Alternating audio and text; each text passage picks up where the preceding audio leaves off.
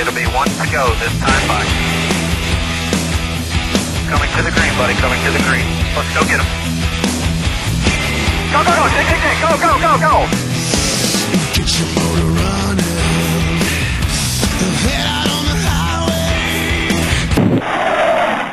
highway. I'm excited. I mean, obviously the last 2 weeks we've had runner-up finishes, and you know, that's the kind of momentum that you want getting ready to go into a chase. So you know, it helped us a lot with the points last weekend. It was more than just a second place finish for us, but you know, obviously when it's a place that you've had some success at, and we haven't had a lot of wins here, but we've had a lot of consistent top 5, top 10 finishes. So right now, and with the situation that we're in, being I shouldn't say comfortable, but we're in a little better spot than we were a couple weeks ago, obviously, in the point situation.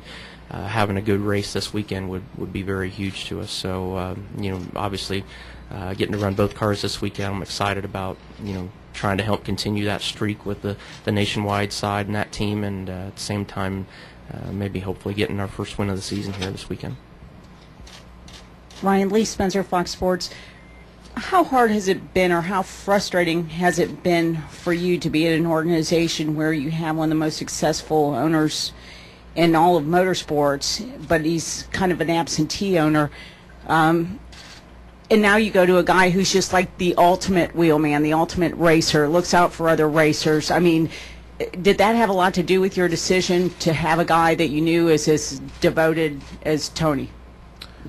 Absolutely, and I think if you look at the history of Roger Penske, and Roger didn't have the, you know, the ultimate stats that Tony Stewart does, but Roger is a racer. He was a racer, and you know, that I think is extremely important to me, to have somebody that understands the driving part of it, the ownership part of it, the teammate part of it, the personnel part of it, which is extremely important nowadays. That meant a lot. So yeah, it was Roger. I still have a lot of respect for Roger, and you know, look forward to the rest of the season fulfilling my obligations. But you know, I definitely see the true racer and the you know, potential future businessman in Tony Stewart. Tim Wolford, AutoRacing1.com. Tony, I see a bunch of new team players. Obviously, we recognize Ryan and some of the PR people here, but there's a lot of team to be put together. Can you have any comments on where you're at putting together the rest of the team at this point?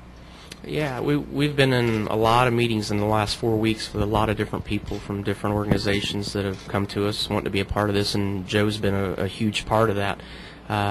You know, it's just talking to the right people, and you know, it's like I was telling somebody, you don't have an option until you have at least 2 people.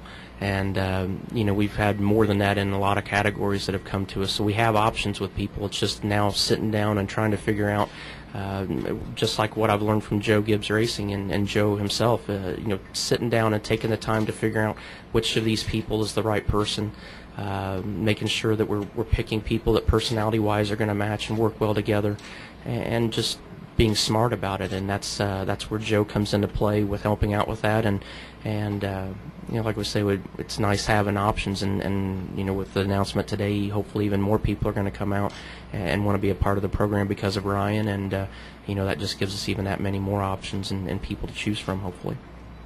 But it is coming together. I mean, we are getting people hired. We have commitments from people that we're currently working on contracts right now that are some key people that we think are really going to be able to help us build this program. Travis Brown, USA Today. Ryan, I wondered, how does this change your relationship with Penske Racing, and if it does, how do you reassure them that this year that things are going to continue how they've been, and you know, granted that you're lame duck status with the team? Easy. Don't knock him down. When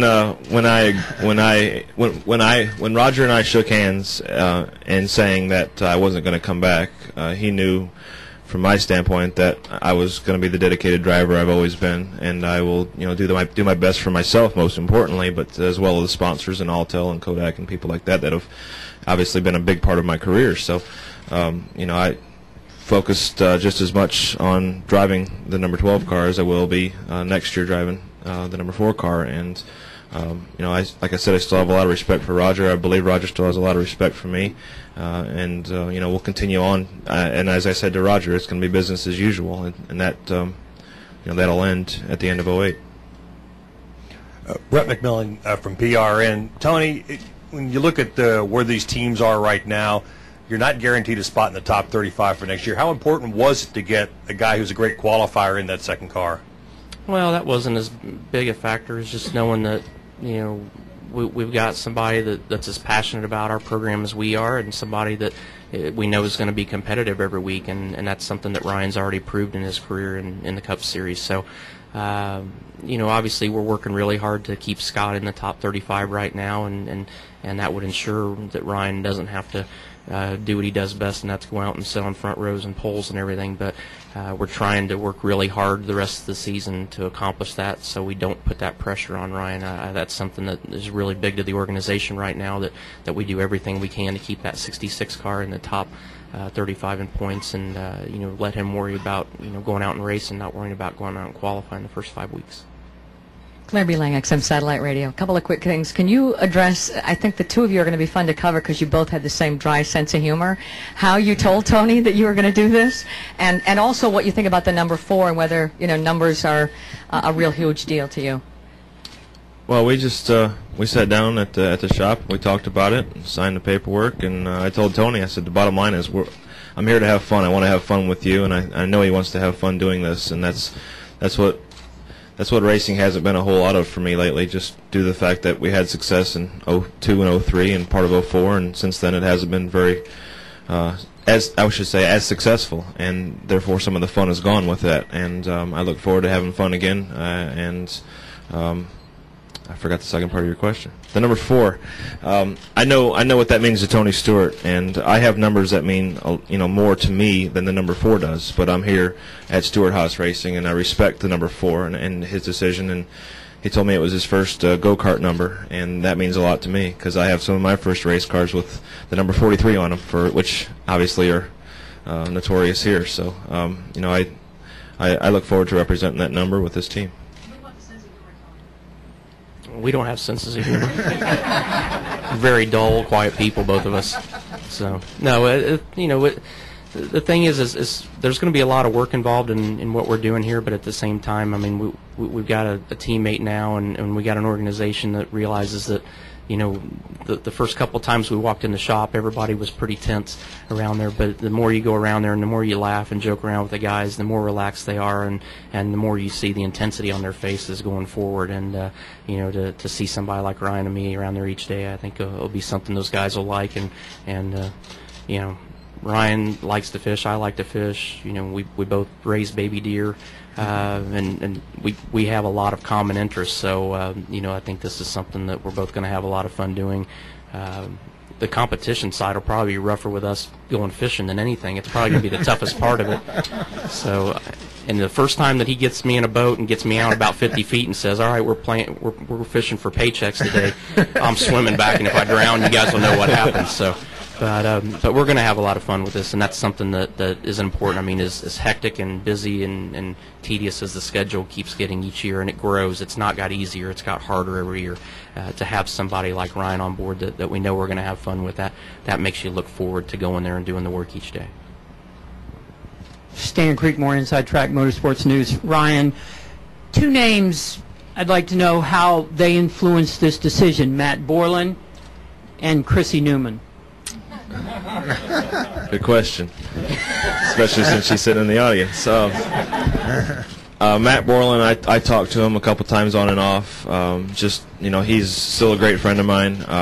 Obviously a super technical person, and has obviously a huge influence at Stewart-Haas and respect to the race cars. So, he was off the record a good person to talk to, and I appreciated his input. And Chrissy Newman obviously was my sounding board at the house, and she would elbow me about somewhere between 12 and 5 in the morning at some points just to wake me up and talk about what I wasn't doing. And she was typically more stressed out and high-strung about me making my decision and having a lot of input with that decision. So she was very helpful to me, and no different than my parents who helped push me through college. She helped push me through this situation, and I'm very grateful for that.